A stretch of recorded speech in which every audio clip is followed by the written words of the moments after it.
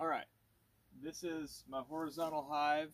It's a Long-Lang, so it's a Long-Langstroth horizontal hive design. And this is version 2.0. I have a video on version 1.0. On this one, what I've done is I've put R-panel, regular house, roofing, metal roofing on here, which is galvanized. This stuff is steel and galvanized. And I've changed the design of the legs to be pressure treated, but kind of more in a stronger orientation with a little shelf for the hive body to sit on. So you can put it on there. If you needed to take them off for some reason, you can put it back on there and then screw the screws back in. Something I've changed on this one is instead of having a sliding opening hive entrance, I've decided to go with holes and pegs. And so what I've done is I've put a 1/2 inch hole with a 5/8 inch peg, and I've tapered that to where it fits in there well, so you can have 1, 2, or 3 holes for each entrance if you want. So this is actually the secondary entrance. The primary entrance is on the other side. Also, you can just close this up real easily for any kind of work you're doing, tending your bees, or if you're transporting them, you can close that up. So the primary entrance is on the back side, so the lid opens this way, and so when it does, the bees coming in and out of the holes on this side mean that they're not automatically in your face, and this kind of actually provides a little bit of a shielding naturally. It's got a little bit of a cedar landing board, not a big one, but it's something for them to aim at and stand on while they're waiting. What I did is I put a spacer and a rubber door stopper sort of piece right here, grommet right here, here and here, so that when the roof is up, when the lid is up, it'll hold it in place with gravity, because the lid actually wants to open more. So it holds it at a good position so that you can just leave it there. You don't have to worry about it. Put gate hardware on here. And then another thing I've done is I've decreased the hole for the ventilation in the gable ends a little bit, so that you can put a ball in there, a cloth ball, to slow down the air, the warmed up air that the bees are making in the wintertime, so that it still can flow through that, but it slows it down to retain more heat. So here are the latches that I've done. I actually had to weld on a bracket to be able to get it to hold on to the lid. There's 2 of those, and you just lift it up. It's not incredibly heavy, and it stays put. Like I said, and here's the other hole on the other gable end. It's got a cloth ball. These are just like a water toy sort of ball, the kind that you can get wet and you throw it on top of the water. Kids can play with them. You just put that in there in the wintertime. In the summertime, the rest of the year, you can stick it here, or take it inside, or whatever you wanted to do with it. It's got about R6.9 for the 3/4 inch polystyrene that it has in here. Got it to fit as good as I could, and then spray foamed any of the gaps and just kind of to hold it in place. That saves on time for installation, so you're not cutting a bunch of excess spray foam out of there from the cans. And then this is obviously the main feature of the hive, is this hive body, and it's like the first model. It's untreated pine 2x12 conventional dimensional lumber, framing lumber, and the hive size can hold about 30 frames. It's basically equivalent to 3 common deep Langstroth hives, 10 frame hives. As you can see, because of the height in here when this is closed, this quart jar fits in here with no problems. And that was one of the changes, is I went from using a 2x6 to a 2x8 for the gable, to where it has a little bit more of a pitch and a little bit of more height in the middle, so that we can have this in here now to do, we can feed our sugar syrup here. I also have a second plate. I have two of these feeding plates with the holes in the top.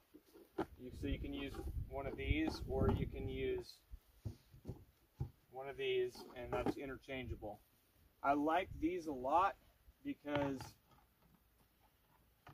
as you are preparing the bees for wintertime, you can take this little interior cup out of here, this part of the feeder, that normally keeps them from drowning in the water, and it forces them to climb on the walls of it.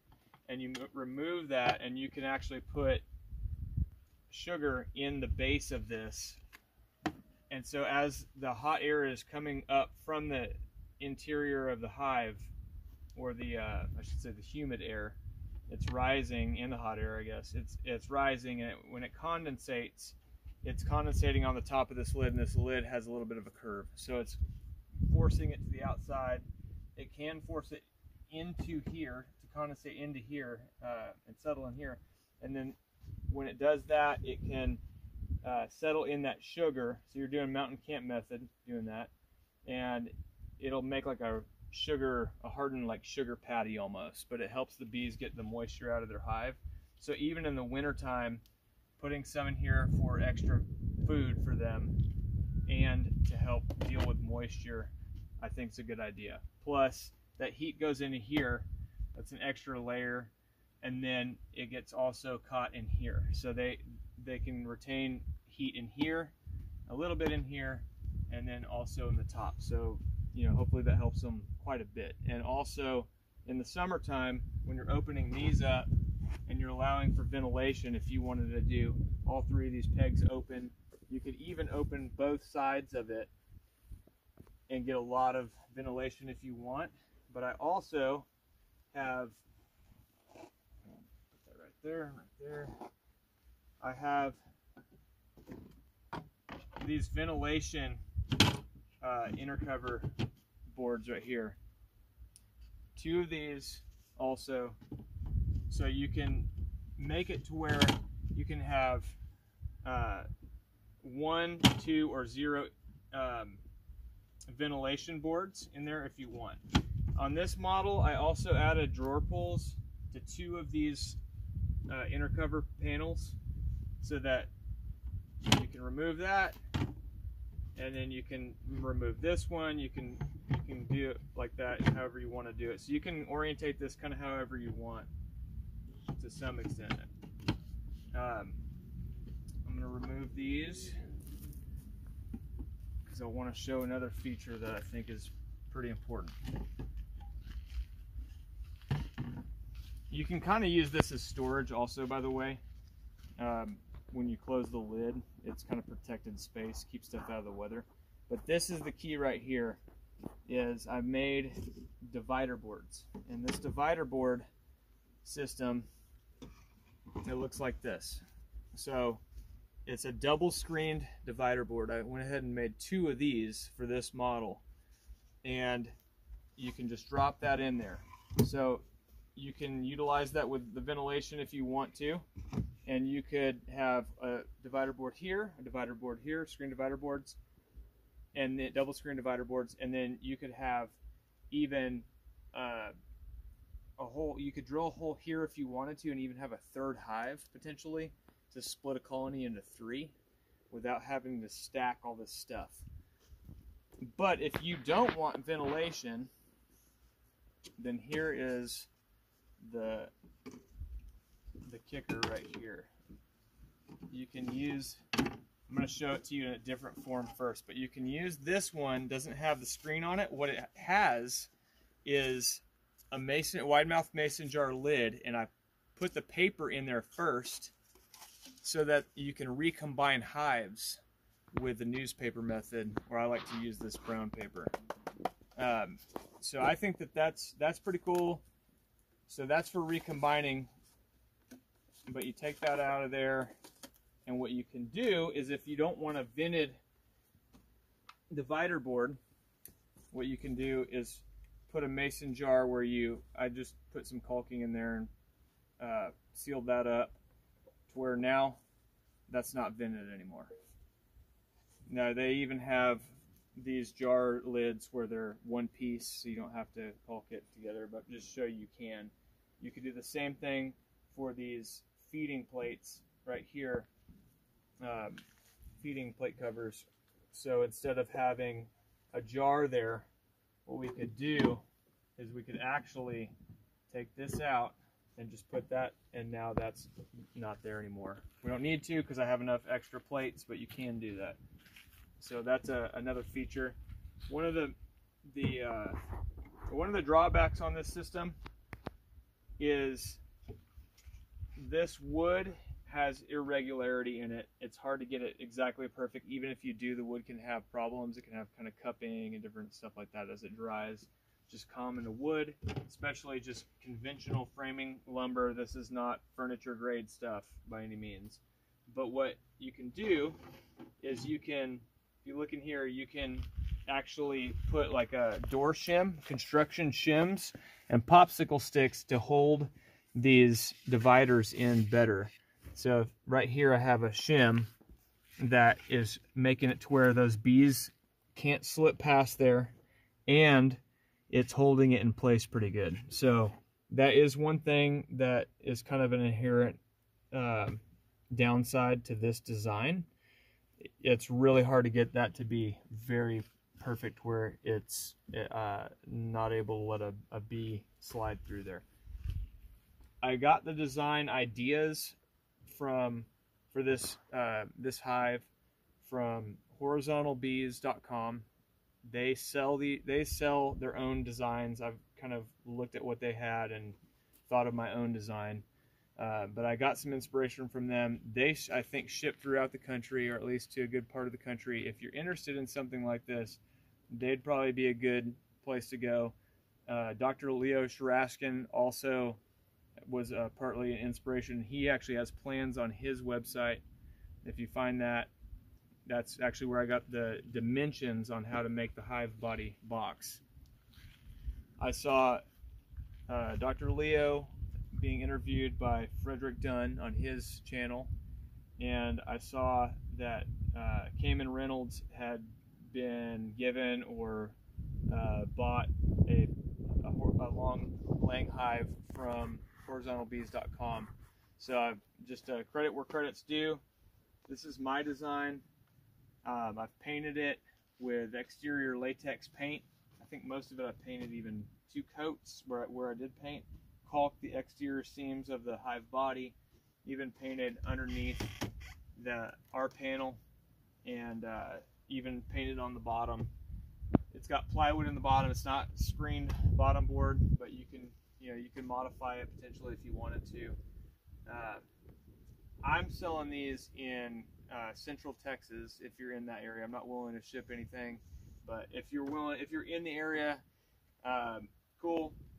But other than that, I just want people to be able to have some inspiration on how to do these, or just kind of different options that you can have when you're trying to keep bees. This is my idea for making this, is that I want this to last at least 10 years, maybe 30 years. I don't know. I think that because it's elevated off the ground, that has some advantages from keeping the rain from bouncing off the ground back onto it. And I think that this is actually worth repainting and maintaining it. I think that these can last a long time because of how they're designed. It's designed more like a house rather than a conventional beehive. The lid overhangs the hive body, the roofing overhangs the lid, so trying to keep water away from the beehives, trying to keep the sun off the beehives, but keep heat in the wintertime, trying to help them ventilate and be able to handle temperature better, like that they would be able to do more easily if they were, say, in a tree, which is what they would rather do probably. So trying to just give some advantages for that, but the main advantages are that you can work the bees, open the lid up, everything's here. You can take your divider board and you can move it along. You basically can expand or contract the colony, the size that the colony has to work with and manage as needed. And I think that that's really cool. Another thing is it forces the bees into one area instead of being in a being able to just work up the center of a Langstroth hive box and then go into the next hive box. And as you know, most people know, they don't like to fill out those outer frames very well, and so it's kind of wasted space, and it's an area where pests can accumulate. And so with this design, they're gonna tend to have their brood in an area and expand that as they want, and they're gonna fill it out one frame at a time rather than skipping around. I think that's a really critical difference between horizontal hives and conventional Langstroth hives, vertical hives.